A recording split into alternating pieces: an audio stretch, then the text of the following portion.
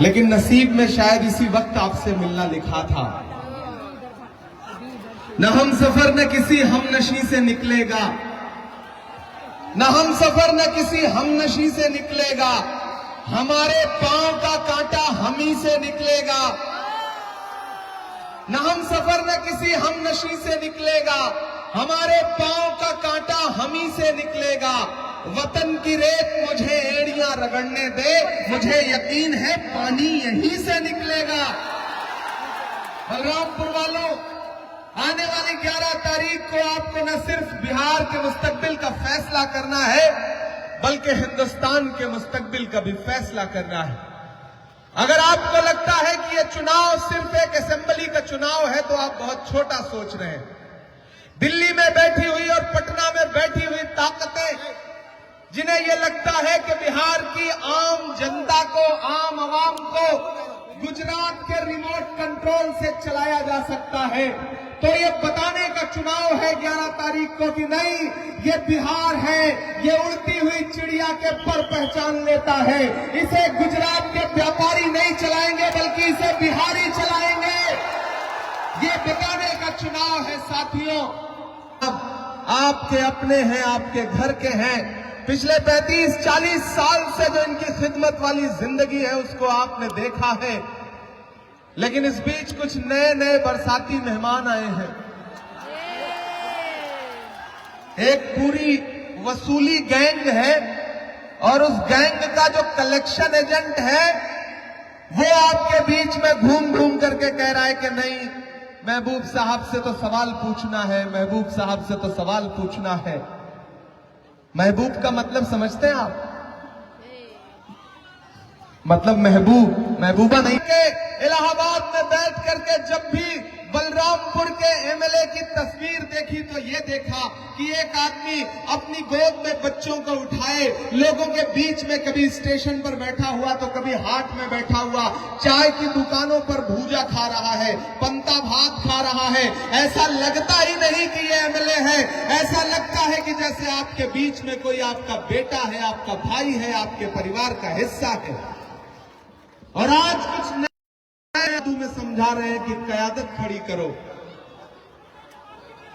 मुझे बताओ मेरे भाई कि जब पहले से ही महबूब आलम यहां पे कयादत कर रहे हैं तो महबूब आलम को हरा के कौन सी कयादत खड़ी करना चाहते हो? तेलंगाना में इसी 11 तारीख को, आज यहां जिस दिन वोटिंग हो रही होगी बलरामपुर वालों, उसी 11 तारीख को तेलंगाना में हैदराबाद में जुबली हिल्स एक कॉन्स्टिट्यूंसी है, उनके घर से 1 किलोमीटर के लिए घर घर दामन फैला करके साहब जाके वोट मांग रहे हैं। लेकिन बलरामपुर में आकर के कह रहे हैं कि यहां कयादत खड़ी करना है।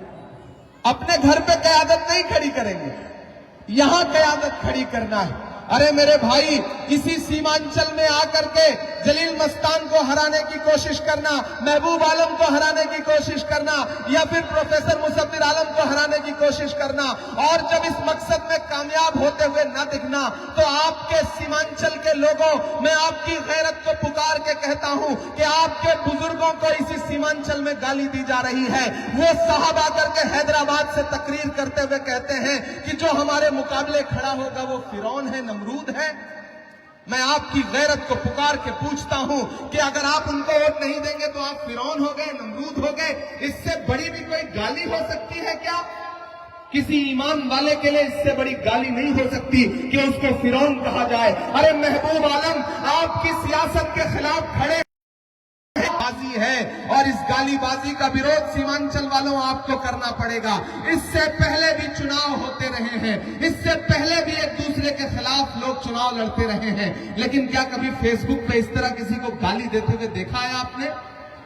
बताओ मुझे, देखा है आपने? जो उनके खिलाफ खड़ा है उसको कहेंगे कि दरी बिछा रहा है। यही कहते हैं ना कि दरी बिछाने वाली गैंग है। अरे आप तेलंगाना में हमारी सरकार है, हमारे कैंडिडेट के खिलाफ कैंडिडेट न उतार करके आप उसके लिए वोट मांग रहे हो, तो इसका मतलब आप वहां कांग्रेस की निंदा मत करो। अगर बाहर से आया हुआ कोई मेहमान तुम्हारे लीडरों पर तंज करे, तुम्हारे लीडरों को कभी जुबान में गुलाबी उर्दू में गाली देने की कोशिश करे, तो ऐसे रहनुमाओं से कह दो कि मेरे भाई महबूब आलम वो है कि अगर हमारे घर में किसी को बुखार हुआ या हमारे घर में कोई बीमार हुआ तो हमने जब चाहा महबूब आलम को फोन लगा लिया।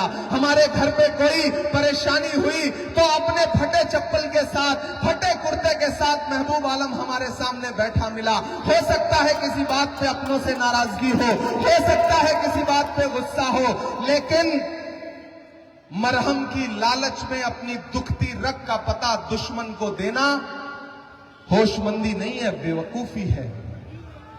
याद रखना मेरी इस बात को नौजवान साथियों, ये तुम्हारी मोहब्बत का इम्तिहान भी है।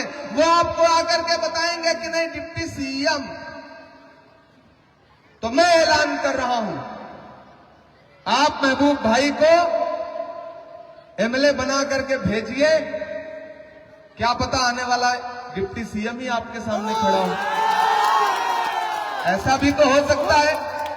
और मुझे इस बात के इम्कानात तो मिले हैं कि अगर सरकार बनती है, महबूब भाई जैसा किरदार है किसी नेता का? नहीं है ना, नहीं है ना। यहां जो हजारों हजार लोग हैं, महबूब भाई का कसूर सिर्फ इतना है कि ये फेसबुक पर अपने विरोधियों को गाली नहीं दे पाते, ये लंबी लंबी तकरीरें नहीं कर पाते। अरे तकरीरों से हमारा दिल नहीं बहलेगा, सरे मिंबर वो ख्वाबों के महल तामीर करते हैं, इलाजे गम नहीं करते, फकत तकरीर करते हैं। अपनी तकरीरें अपने पास रखिए। ये बलरामपुर के बुजुर्ग, इन्होंने देखा है महबूब आलम साहब के माथे की पेशानी की झुर्रियां देखा है लोगों ने, इनको इनकी झुर्रियों का दर्द पता है। इनको ये भी पता है कि महबूब आलम के पैरों में जो बिवाई फटी है वो आवाम के लिए सड़कों पर चलते हुए फटी है, आवाम के सुख दुख में खड़े रहने वजह से फटी है। मेरे भाई, अपनों से अगर थोड़ी बहुत शिकायत हो तो क्या करोगे? भाजपा के सहयोगियों को जितवा दोगे? ऐसा करोगे?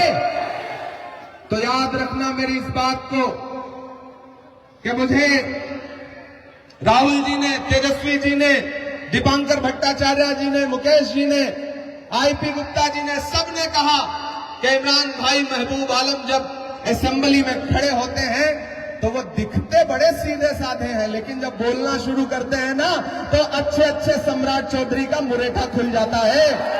ये है महबूब आलम। इसलिए महबूब आलम का जीत करके असेंबली पहुंचना बहुत जरूरी है।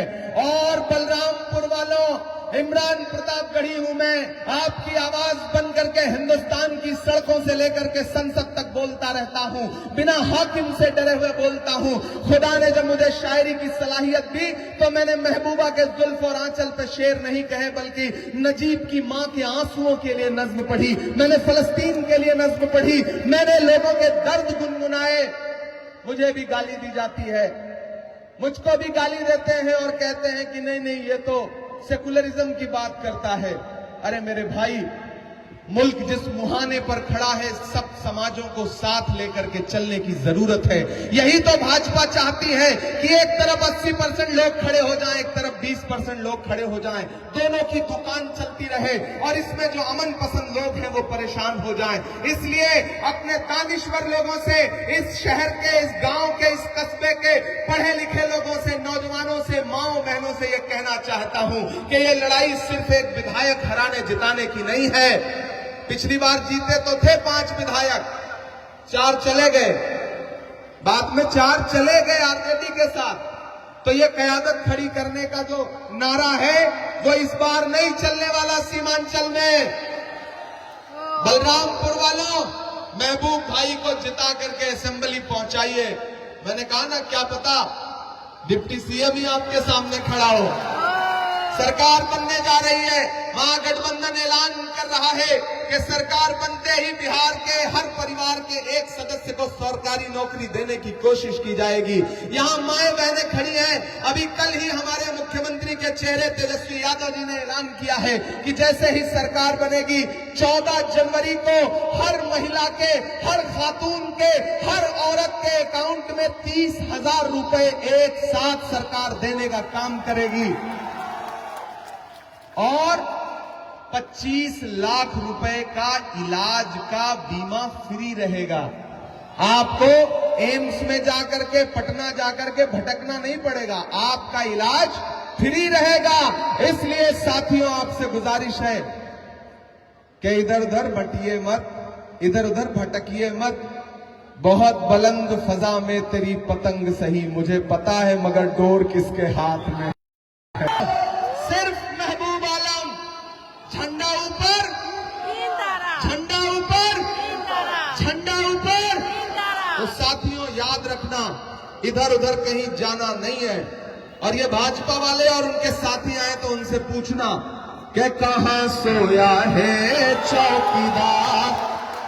उधर जो सड़कों पर लोग खड़े हैं उनका भी साथ मिलना चाहिए कि कहां सोया है चौकीदार, कहां सोया है चौकीदार। के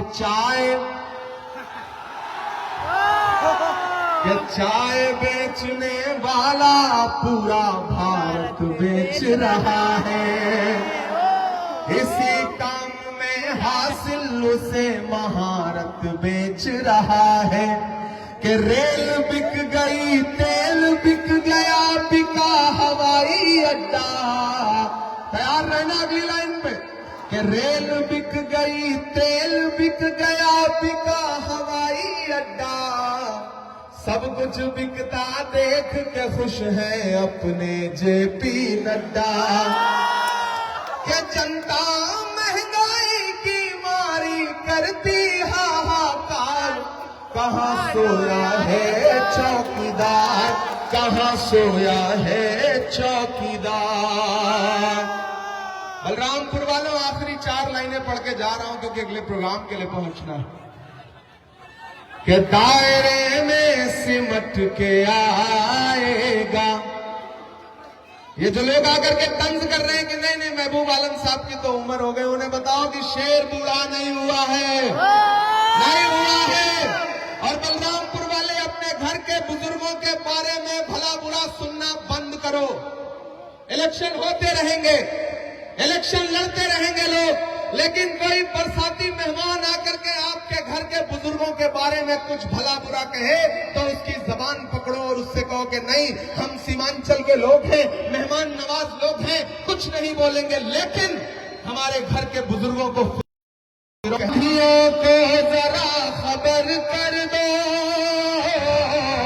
आंधियों को जरा खबर कर दो।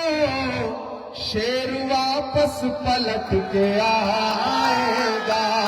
उठाओ पाए के घाट, उठाओ पाए के घाट। भरोसा दिलाओ मुझे, भरोसा दिलाओ मुझे। महागठबंधन जिंदाबाद, महागठबंधन जिंदाबाद, महागठबंधन जिंदाबाद, महबूब आलम जिंदाबाद। बहुत शुक्रिया।